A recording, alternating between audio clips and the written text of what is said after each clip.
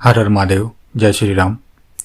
आज मैं आप लोगों को विधान बताने जा रहा हूँ जिसके माध्यम से स्त्रियां जो हैं वो अपनी बंधी हुई कोख को खोल सकती हैं, अर्थात जिनके भी कोख का बंधन किया गया है वो अपनी इस समस्या से पूर्ण रूप से मुक्त हो सकते हैं। आप सभी जानते हैं कि कोख बंधन क्या चीज़ होती है। ईर्ष्यावश स्त्रियों के गर्भ को अर्थात कोख को बांध दिया जाता है तंत्रोक्त विधियों द्वारा, शक्तियों द्वारा, जिसके कारण कि उनका गर्भ नहीं ठहरता है, गर्भ में समस्या आती रहती है और शारीरिक अवस्थाएं भी उनकी ठीक नहीं रहती हैं। सबसे पहले इस विषय पर तो मैं यही कहना चाहूँगा कि जो भी स्त्रियां इस प्रकार के लक्षणों से पीड़ित हैं उन्हें सर्वप्रथम तो डॉक्टर द्वारा अपना उपचार कराना चाहिए, पूर्ण रूप से उपचार कराना चाहिए।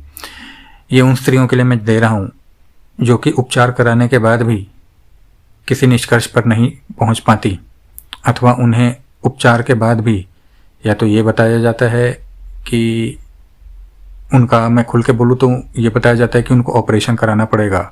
ऑपरेशन का अर्थ ये है कि उनके पेट में या फिर जो गर्भाशय है उसके अंदर या आसपास ऐसी गांठें बन जाती हैं जिन्हें कि इंग्लिश के शब्दों में, साइंस के टर्म्स में उन्हें सिस्ट कहा जाता है, या कई बार फिब्रॉइड्स हो जाते हैं। तो उसके कारण से उन्हें कई बार ऑपरेशन कराना पड़ता है और ऑपरेशन के बाद भी जो होता है वो उनको इस चीज़ में, इस समस्या से निजात नहीं मिल पाती है। तो जो लोग भी उस अवस्था तक पहुंच गए हैं उन लोगों को ये एक विधान जरूर अपनाना चाहिए, ये करके जरूर देखना चाहिए। क्योंकि देखिए, तंत्रोक्त विधान जो होते हैं जिनके द्वारा कि कोख बंधन किया जाता है वो कई बार ऐसा अपना प्रभाव दिखाते हैं कि यदि समय से उनका उपचार नहीं किया गया या कई बार काफ़ी वर्षों तक उनका जब प्रभाव रह जाता है तो काफ़ी समस्याएं उत्पन्न करता है और इतनी शीघ्रता से ठीक नहीं होते हैं। और साथ ही साथ जिन स्त्रियों को भी ये, जिसे मैंने इंग्लिश के टर्म्स में, ये जो मैंने बोले साइंस के टर्म्स में कि सिस्ट या फिब्रॉइड्स की समस्या रहती हैं या हो जाती हैं, जिनके कारण कि उन्हें ऑपरेशन तक की नौबत बता दी जाती है, तो उन्हें भी एक बार ये विधान करके मेरे विचार से देख लेना चाहिए। क्योंकि कहीं ना कहीं यदि इस विधान से उनको लाभ होता है या उनकी समस्या में कमी आती है, या दोबारा अल्ट्रासाउंड कराने के बाद, या जो भी उनकी, जिनको हम एंडोस्कोपी या इत्यादि चीज़ें कहते हैं, वो कराने के बाद में यदि उन सिस्ट या फिब्रॉइड्स में कमी दिखती है तो भगवती की कृपा से ये बहुत ही अच्छी बात होगी कि किसी को शारीरिक प्रताड़ना जो झेलनी पड़ जाए ऑपरेशन और हॉस्पिटलों के कारण, वो बहुत कम हो जाएंगी। ऐसे विधान देने के पीछे मेरा यही कारण है कि विधान बहुत सारे होते हैं परंतु सर्वसुलभ विधान अवश्य प्रकाशित करने चाहिए जिससे कि जन कल्याण हो सके। सभी लोग जानते हैं कि ये समस्याएं कितनी बड़ी होती हैं। लोग सिर्फ इसे कोख बंधन समझ के छोड़ देते हैं या तंत्र में विश्वास नहीं करते, या चीज़ नहीं करते। मैं ये नहीं कहता कि हर चीज़ तंत्र ही होती है। मैंने बार बार पहले मैं यही कहता हूँ कि सबसे पहले चिकित्सकों से ही परामर्श लेना चाहिए। कुछ समय तक, अधिकांश समय तक अपना उपचार कराना चाहिए, इलाज कराना चाहिए। उसके बाद भी यदि समस्या का समाधान नहीं निकलता है तो आप लोगों को इन विधानों को अपनाना चाहिए। साथ ही जो, जैसा मैंने बताया कि जो लोग ऑपरेशन तक की नौबत पे आ चुके हैं उन लोगों को भी एक बार तो ये विधान अपना के देख लेना चाहिए। इस प्रकार के विधानों को करना चाहिए जिससे कि उनका शारीरिक और जो है, मतलब जो उन्हें प्रताड़ना झेलनी पड़े, उनके सारे परिवार लोगों को जो प्रताड़ना झेलनी पड़ती हैं इन सब चक्करों में, वो बच जाए। मैं ये विधान इसलिए देता हूँ ताकि आप लोग खुद से इसे कर पाएँ जो विधान है। और इसकी अच्छी बात यह है, देखिए, कोख बंधन बहुत तरीके से किया जाता है, इसके बहुत सारे प्रकार होते हैं। तो ये ज़्यादा करके प्रकारों को काट देगा, परंतु फिर भी जो समस्याएं बहुत समय से रह जाएंगी, कई मतलब स्त्रियों को या कईयों के साथ समस्या बहुत वर्षों पुरानी हो जाती है, तो वो इतनी आसानी से या एक बार में कटते नहीं हैं। फिर भी मैं आप लोगों के ज्ञान के लिए ये चीज़ प्रकाशित कर रहा हूँ। आप लोगों को अच्छी लगे तो आप लोगों को ज़रूर करना चाहिए। माँ बगलामुखी का विधान है। खाली नहीं जाता है। माँ बगलामुखी के बारे में सब जानते हैं, उनकी कृपा के बारे में जानते हैं, उनके तेज के बारे में जानते हैं, उनके आशीर्वाद के बारे में जानते हैं। कुछ भी बताने की आवश्यकता नहीं है। करना क्या है, इसको स्त्रियां जो कि पीड़ित हैं वो खुद से करें तो सर्वोत्तम है। नहीं तो घर के लोग भी कर सकते हैं, जो भी उनके घर में लोग मतलब माता हैं, पिता हैं, उनके पति हैं, वो सब लोग कर सकते हैं। परंतु मेरा परामर्श यही रहेगा कि जो स्त्रियां हैं वो खुद से करें तो अति तीव्रता से प्रभाव दिखाएगी। ये जो विधान है वो प्रभाव दिखाएगी अति तीव्रता से। करना क्या है, इस विधान में आप इसे किसी भी शुभ तिथि से तो आरंभ कर सकते हैं, परंतु मैं आप लोगों को यहाँ पे मंत्रोक्त विधान ना देते हुए थोड़ा सा, पूरा नहीं परंतु थोड़ा सा तंत्रोक्त विधान दे रहा हूँ, जिससे कि आपका ये जो है ये और तीक्ष्णता के साथ प्रभाव करे। देखिए, क्रियाएं तो ऐसी ऐसी हैं कि बहुत ही तीव्रता में कार्य करेंगी, परंतु साधारण लोगों के लिए या जो गृहस्थ लोग हैं उनके लिए इस प्रकार से सीधा बड़ी तंत्रोक्त क्रियाओं को दे देना उचित भी नहीं होता है। तो इसीलिए मैं यहाँ पे मंत्रोक्त के साथ तंत्रोक्त हल्का सा विधान दे रहा हूँ, जिसके कारण कि यह क्रिया अति शीघ्रता में प्रभाव दिखाएगी। करना क्या है, स्त्रियों को जिस दिन भी उनका मासिक धर्म खत्म हो, किसी भी माह से आप शुरू कर सकते हैं जब आपको लगे, ध्यान से सुनिएगा, जिस दिन भी आप लोगों का मासिक धर्म खत्म होगा उसके अगले दिन से आप लोगों को यह विधान करना है। कब तक करना है, तब तक करना है जब तक कि आपका अगला मासिक धर्म ना आ जाए, उस दिन तक करना है।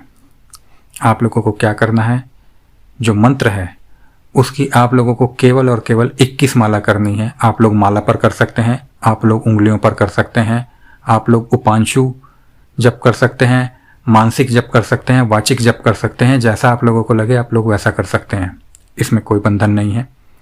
दिशा आपकी पूर्व या उत्तर रहेगी, आप इसका चयन कर लीजिएगा, कोई समस्या नहीं है। आसन आपके पूजा करेगा, वस्त्रों का भी कोई बंधन नहीं है।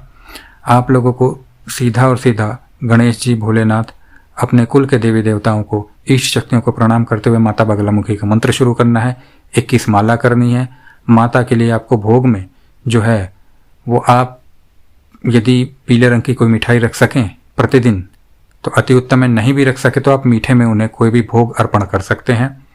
साथ ही माता के नाम का सरसों के तेल का एक दिया जलेगा, पूरे दिन जला के रखने की ज़रूरत नहीं है।